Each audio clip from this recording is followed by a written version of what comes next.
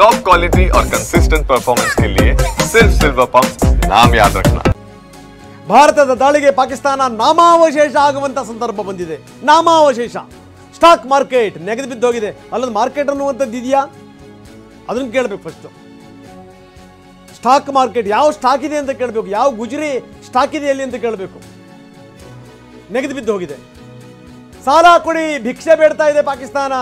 ಅಲ್ಲಾ ಕಾ ನಾಮ್ pay $10 they ದೋ ಬಾಬಾ. ಕೈಯಲ್ಲಿ ಕಟೋರಿ. ಇನ್ನು 4 ದಿವಸ ತಡ್ಕೊಳ್ಳಿ. अल्लाह का नाम पे 2 एम्युनिशन दे दो बाबा, 2 ಕ್ಷಿಪಣಿ दे दो बाबा. ಈ ಮಟ್ಟಕ್ಕೆ ಬರುತ್ತೆ ನೋಡಿ. ಭಿಕ್ಷುಕ ರಾಷ್ಟ್ರ, ದರಿದ್ರ ರಾಷ್ಟ್ರ, ದರ್ಬೇಸಿ ರಾಷ್ಟ್ರ. ಭಾರತದ ಕಡೆಗೆ ಗುಟ್ರ ಹಾಕುವಂಥದ್ದು ಅಂದ್ರೆ ಏನು ಸ್ವಾಮಿ ಅರ್ಥ? ಏನರ್ಥ?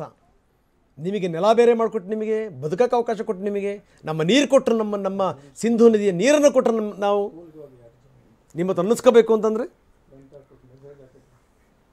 ನಾವು ನೋಡ್ತಾ ಇದ್ದೀವಿ. Government of Pakistan economic affairs division ಏನು ಹೇಳಿದೆ? ಇದು ಇಂಟರ್ನ್ಯಾಷನಲ್ ಪಾರ್ಟ್ನರ್ಸ್ಗೆ ಒಂದು ಅಪೀಲ್ ಮಾಡಿದೆ ಫಾರ್ ಮೋರ್ ಲೋನ್ಸ್. ಇನ್ನೇನಿದೆ ಹೇಳಿ? ಇನ್ನೇನು ಹೇಳಿದೆ? ಕೈಯಲ್ಲಿ ಕಟೋರಿ, ಭಿಕ್ಷಾಂದೇಹಿ ಅಷ್ಟೇ. ದಯವಿಟ್ಟು ನೀವು ಎಸ್ಕಲೇಟ್ ಮಾಡಿ. ಇದು ಈ amid escalating war and stocks crash, we urge international partners to help de-escalate. Nation urge to remain steadfast.